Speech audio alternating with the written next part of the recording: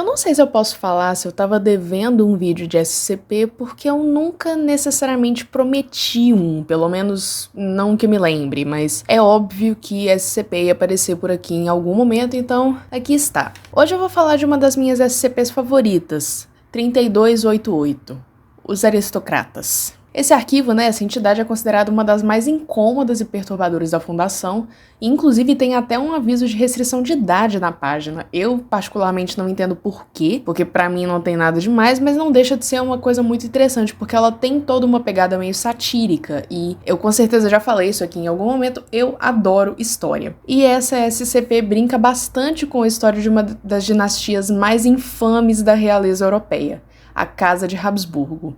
Eles merecem um vídeo só deles, então talvez tenha um vídeo deles vindo aí. Mas por enquanto vamos falar de SCP. SCP-3288, designada originalmente como euclidiana, agora é classificada como Keter, e se trata de um grupo de hominídeos da subespécie batizada de Homo antropófagos. E por esse nome antropófagos, antropófago, vocês já podem ter uma noção mais ou menos, do que se trata. Antropofagia é o ato de comer carne humana. Ai, mas não é canibalismo? Sim. Só que a antropofagia é um termo específico, porque enquanto o canibalismo se refere a qualquer animal que consome a carne de um membro da própria espécie, a antropofagia é especificamente sobre humanos. Apesar de ser um hominídeo, as entidades têm algumas características bem observáveis que diferenciam bastante o Homo antropófagos do Homo sapiens. E é essa parte aqui que eu mais adoro nessa SCP, que são as classificações e os diagnósticos. Vamos lá. Hiperdontia aguda, que é quando a pessoa tem dentes demais, e a macrodontia, que são dentes grandes demais. Uma instância de SCP-3288 tem dentes cerca de 6 vezes maior que o tamanho dos dentes de um adulto comum, tendo mais de 60 dentes distribuídos irregularmente ao longo de 6 fileiras distintas de dentes em sua boca, o que exige mandíbulas maiores do que de humanos comuns. Um ser humano comum tem cerca de 32 dentes, se eu não me engano. Extremo pragmatismo mandibular, que é quando a pessoa tem a mordida cruzada, com o queixo muito para frente, e também é conhecido como queixo de Habsburgo, pela prevalência na família. É bem mais aparente em homens, mas acontece em mulheres também. Eu tinha quando eu era criança. Tem uma assimetria facial flutuante, eu não sei exatamente o que isso significaria. Dolicostenomelia, que é quando os membros são anormalmente longos, principalmente nos braços. Uma instância de SCP-3288 tem, em média, braços 2 vezes maiores do que o ser humano comum, de altura semelhante. Aracnodactilia, que os dedos são muito compridos, e polidactilia, que eles têm dedos demais. Cifose, também conhecido como corcunda. Força muscular anormal, embora apresentem atrofia muscular severa. Albinismo. Visão superior aos demais do gênero Homo em condições de má iluminação. Os olhos das entidades possuem tapetum ludicum, uma camada de tecido que fica logo atrás da retina e reflete a luz recebida de volta e aumenta a luz disponível para os fotorreceptores. Ou seja, eles pegam a pouca luz do ambiente e ampliam essa luz para conseguir enxergar no escuro. E heterocromia, mais especificamente heterocromia completa, que é quando as írises dos olhos são de cores diferentes. Tem outros tipos de heterocromia também, tem o tipo setorial, que é só um pedaço da íris, e central, que é um anelzinho só de cor diferente. A das entidades são cada olho de uma cor diferente, e eles são perceptivelmente brilhantes, e as íris geralmente são azuis, vermelhas, roxas ou amarelas. Podem tanto se locomover de forma bípede quanto quadrúpede. Apresentam crescimento e desenvolvimento físico anormalmente rápido, que resulta em períodos de gestação de 2 a 3 semanas, e a maturidade sexual atingida dentro de 16 a 20 meses. Síndrome de Gottschall-Gardner, que causa o surgimento de pólipos no cólon e cistos calcificados debaixo da pele, se manifestando principalmente nas mãos e dedos. Isso causa muita dor, mas não impede o movimento. Alopécia universal, que é quando a pessoa não tem nenhum pelo corporal, e isso inclui cílios e sobrancelhas. Fotofobia aguda, exposição direta à luz do sol pode causar tanto os danos físicos quanto psicológicos.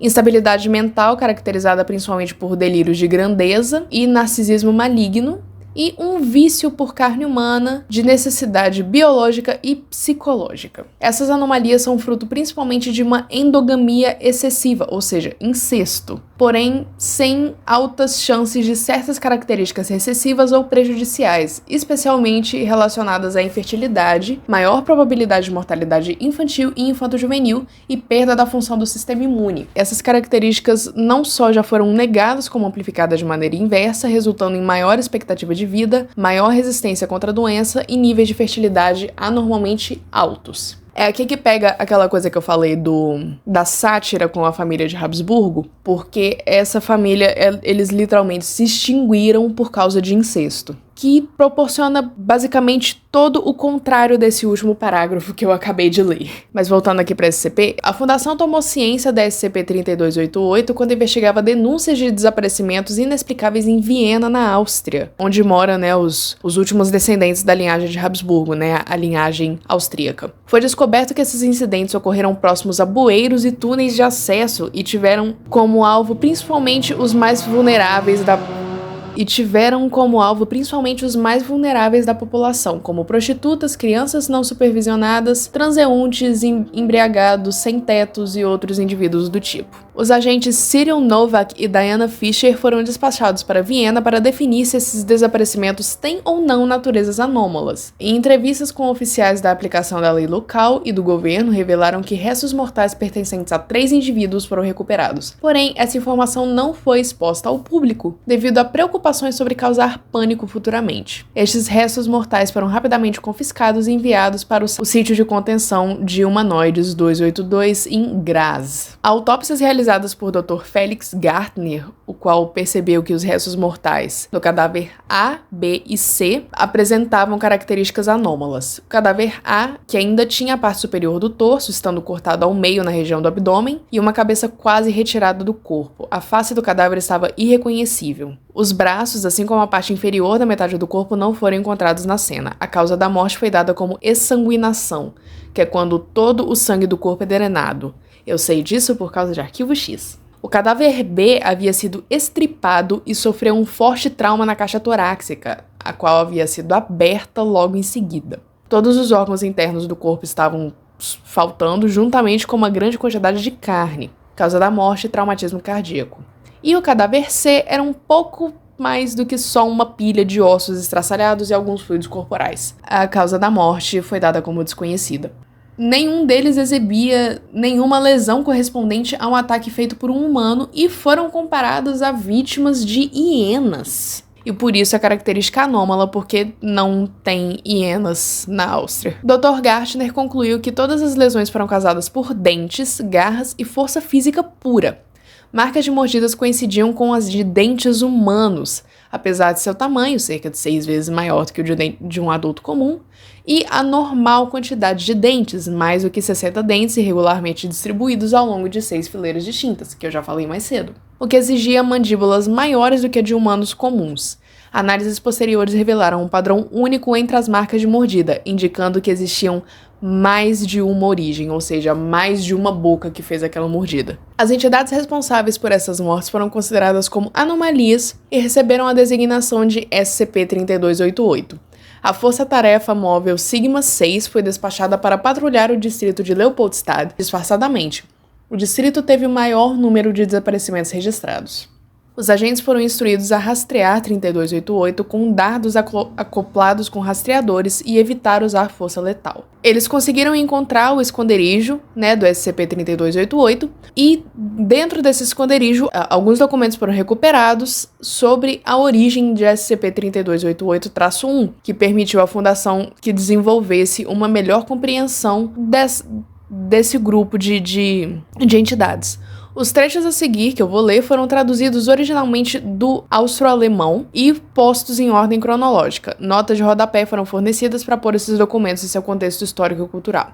São trechos do diário de Leopoldo I, rei Leopoldo I, Leopoldo Inácio José Baltazar Feliciano, 9 de junho de 1640 a 5 de maio de 1705, foi o imperador do Sacro Império Romano, assim como o rei da Hungria, Croácia e Boêmia, onde hoje é a Bélgica, se eu não me engano. É geralmente conhecido como um intelectual, sendo reconhecido pelo seu interesse por astronomia, alquimia e outras ciências antigas. 10 de novembro de 1700. é com a morte de Carlos, aqui no caso, Carlos II da Espanha, em anexo aqui a notas do médico responsável pela necrópsia de Carlos II, abre aspas. Ele tinha um coração do tamanho de uma pimenta, pulmões corroídos, intestinos cancerígenos, um único rim com 3 cálculos gigantescos, um único testículo preto como carvão e a cabeça cheia d'água, e nenhuma gota de sangue no corpo. Fecha aspas. Também morre a nossa nobre linhagem na Ibéria. A Península Ibérica é onde hoje fica a Espanha, Portugal e a Galícia. Eu restaurei nosso lugar por direito. Minha reivindicação é válida e não será negada. Já até consigo ouvir o rufar dos tambores de guerra. Mas sua condição, sua maldição também me preocupa. Apesar da pureza de nosso sangue, intocado por gerações, Carlos era uma adoentada criatura com a mentalidade de uma criança. Eu também fui um jovem adoentado.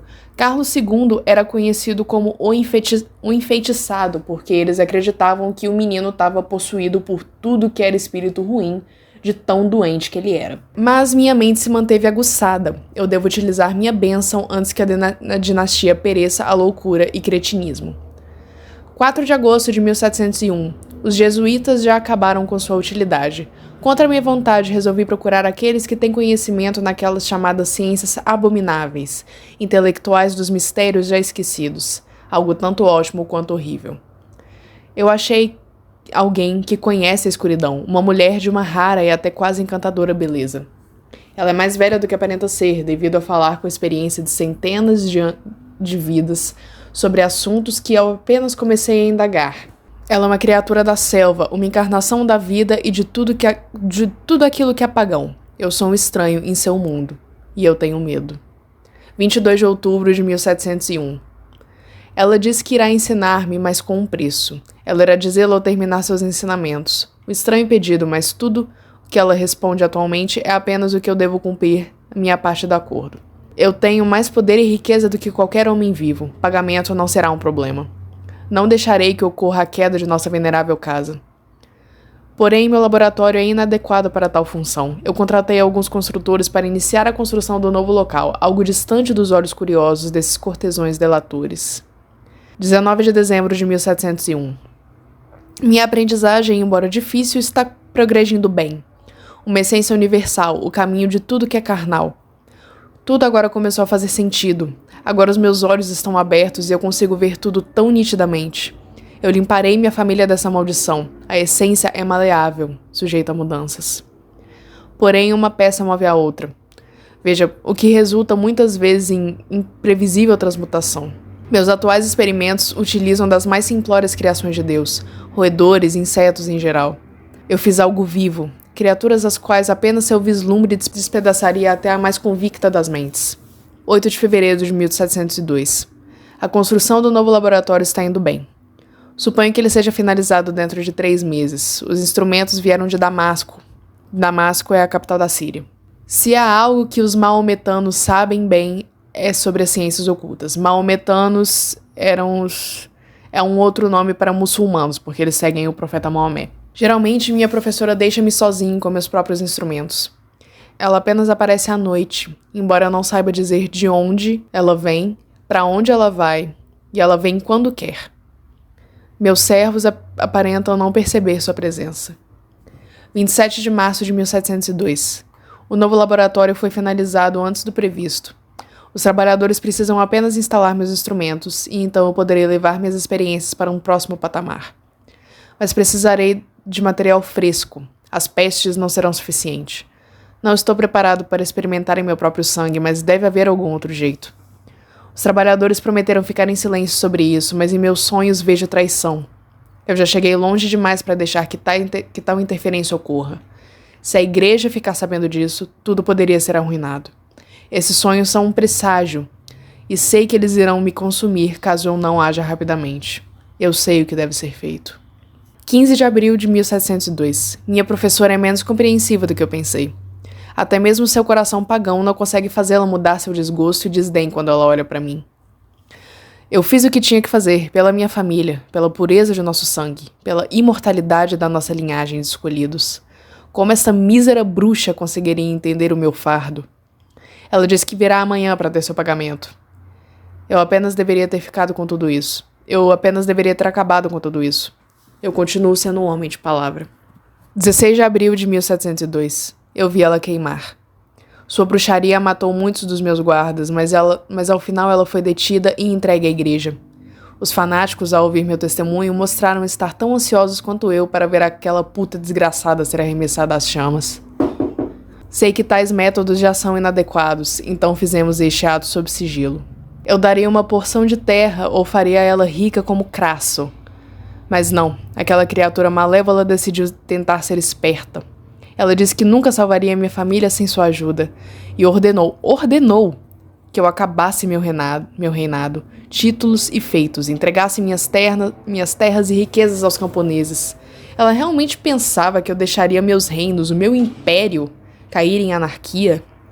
De fato, ela era completamente louca. Mas agora não resta nada além de cinzas e brasa. Agora devo retornar ao meu grande trabalho. Não mais me preocupar com a inflexibilidade ética dela. Ainda há muito que ser feito.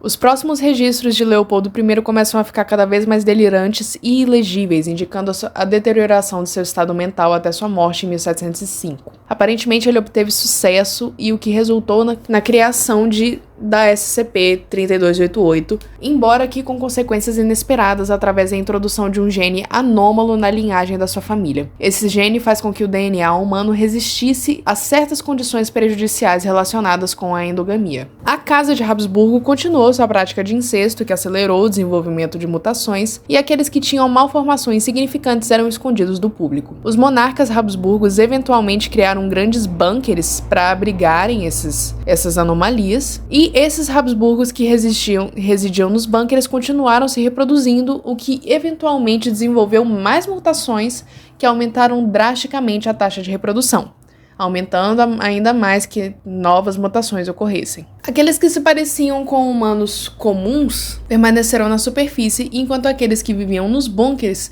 começaram a se adaptar à vida subterrânea. Uma análise de DNA revelou que a consanguinidade aumentou de forma extrema com o passar dos anos, indicando que os incestos entre pais e filhos ou irmãos e irmãs tornou-se uma norma entre os SCP-3288 no século XIX. Detalhe aqui.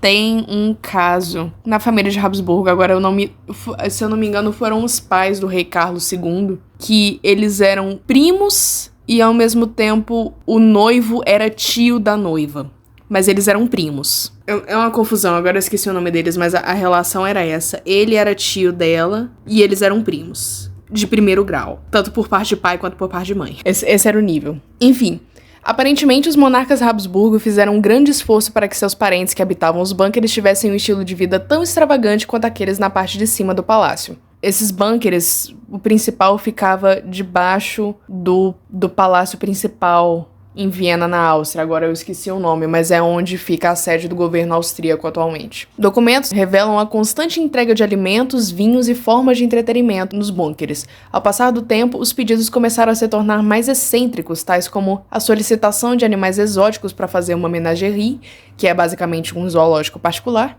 alguns pedidos estranhos, como um barril de urina fermentada de prostituta, e, eventualmente, pedidos depravados, incluindo crianças gordas e instrumentos de tortura.